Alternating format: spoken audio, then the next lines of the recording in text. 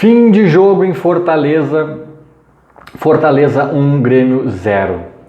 Foi mais um jogo decepcionante, frustrante, tudo aquilo que a gente já sabe, mas nessas horas a gente tem que também usar um pouco a razão, né, e um pouco menos a emoção para não enlouquecer, porque é enlouquecedor, né, esses últimos jogos do Grêmio, 5 jogos, 1 ponto, é enlouquecedor, mas a gente tem que pensar com a razão, que é o seguinte: quem foi o pior jogador em campo hoje? De quem foi a culpa da derrota hoje? Não foi do Thiago Gomes, não foi do Breno, não foi de ninguém que estava em campo. Na minha opinião, essa culpa é da direção, de uma direção amadora no quesito futebol, que tem um elenco fraco, ano após ano se deteriorando, sucateando o elenco. A gente perdeu para um time que tem o Tinga, né, lançado no Grêmio, o Tite, ex-Inter, Pikachu. É um time que, se a gente analisar as individualidades, cara, é um time até barato, é um time fácil de montar, um time que não é grande coisa, e é verdade, um time bem treinado, um time que vive um ótimo momento, está no topo da tabela, está na semifinal de Copa do Brasil, é verdade, mas um time também que vinha de 2 derrotas em casa por 3 gols, né, Flamengo e Atlético Paranaense, não, Atlético Goianiense, se eu não me engano. Enfim, um time que não é grande coisa no frigir dos ovos. E o Grêmio fez uma Copa do Mundo com os caras, o Grêmio jogou com a corda esticadíssima, a corda do Grêmio estava esticada, o Grêmio até foi bem em alguns momentos do jogo, o Grêmio concentrado, o Grêmio com um esquema diferente, interessante, o Grêmio não errando, o Grêmio em cima, concentrado. Na primeira piscadinha que o Grêmio deu, o gol do Fortaleza. É culpa de quem? Quem devia estar marcando? O que o Thiago Gomes poderia ter feito diferente? Cara, essas respostas são rasas. Essas respostas são rasas. A gente está fazendo um jogo de Copa do Mundo com o Fortaleza, jogando com a corda esticada e não podendo piscar errado uma vez, basicamente porque o nosso time é fraco.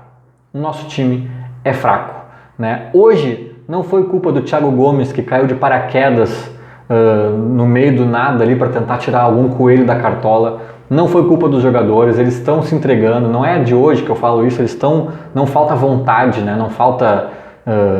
enfim, eles até se irritam. O Breno chorou no último jogo, o Rafinha ficou brabo. Hoje parece que o Sarará também saiu chutando o microfone Enfim, cara, eles estão querendo, mas o time é fraco. E aí a culpa, o furo é mais em cima, como eu sempre digo, o furo é mais em cima. Então, minha gente, resumindo a ópera, a derrota de hoje, o jogo de hoje, estava na conta.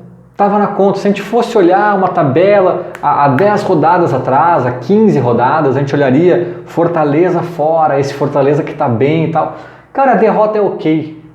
O que fica pesado é o elenco que a gente tem e, sobretudo, a tabela que a gente tem.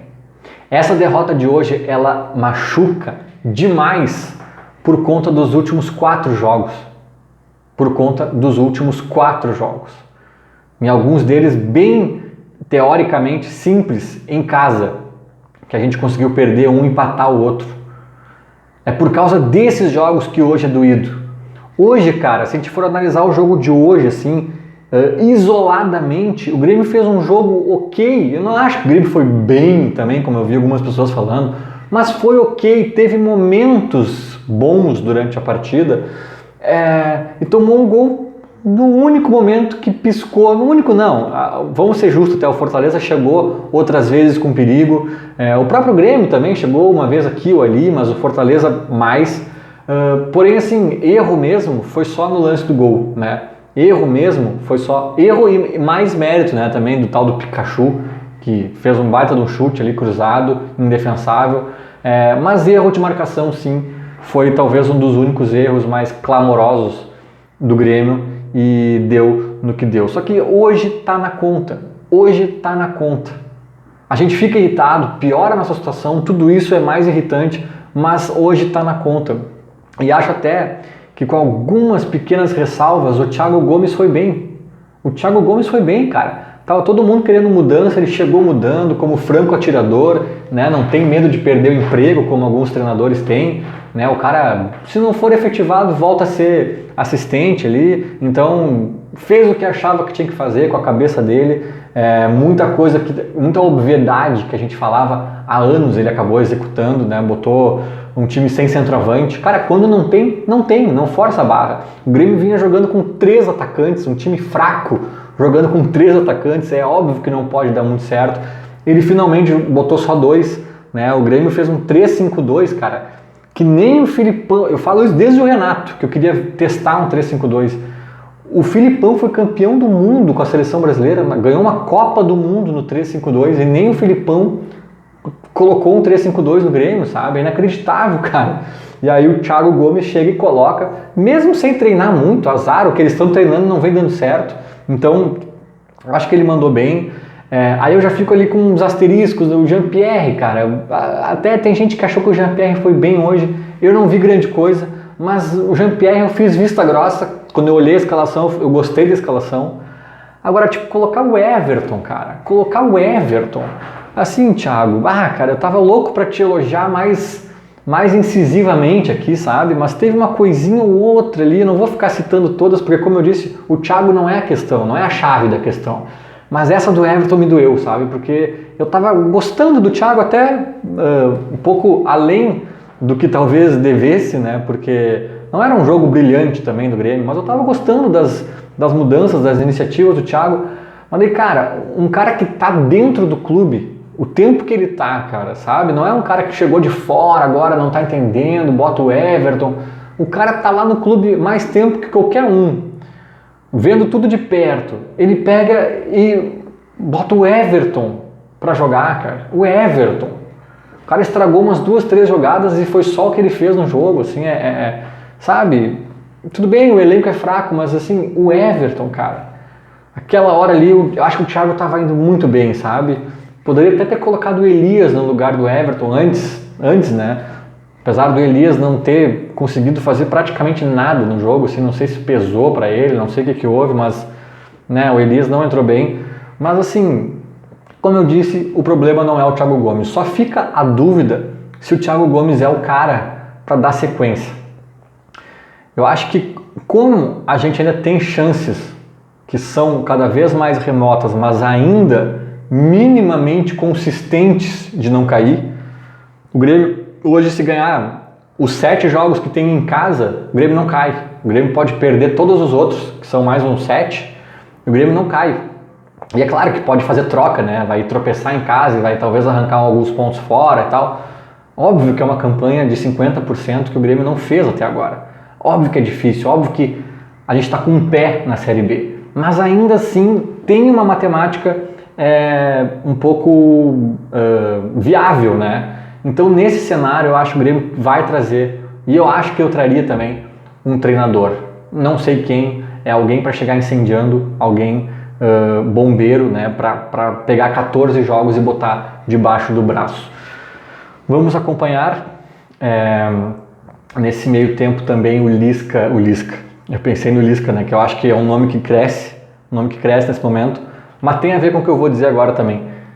Marcos Herrmann deixou o cargo de vice-presidente de futebol do Grêmio.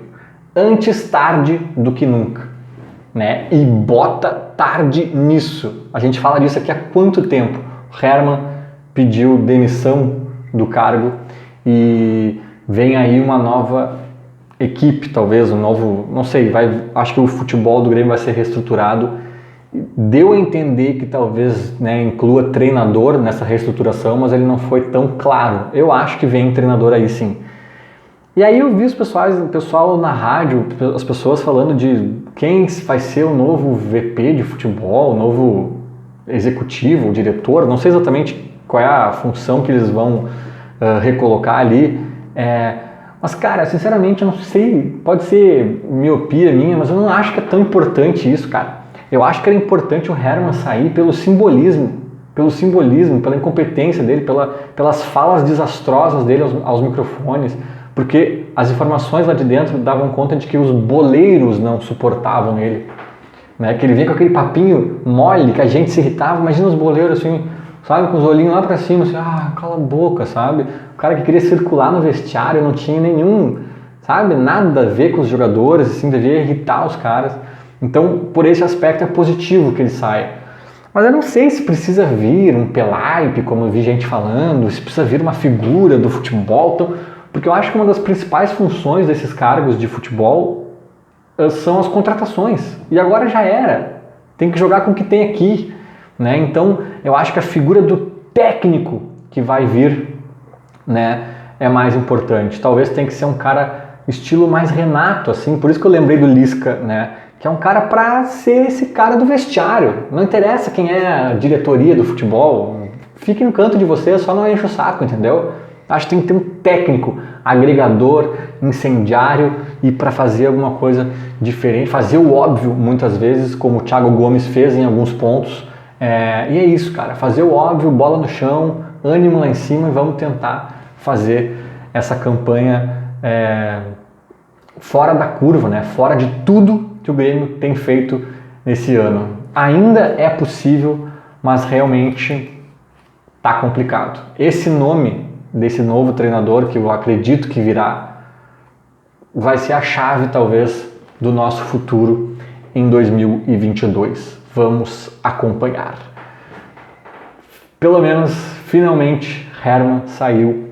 Esta foi a primeira notícia boa do futebol do Grêmio desde 2018. Finalmente, pelo menos uma. Aleluia. Valeu. Feito? Era mais ou menos isso. Falou. Abraço.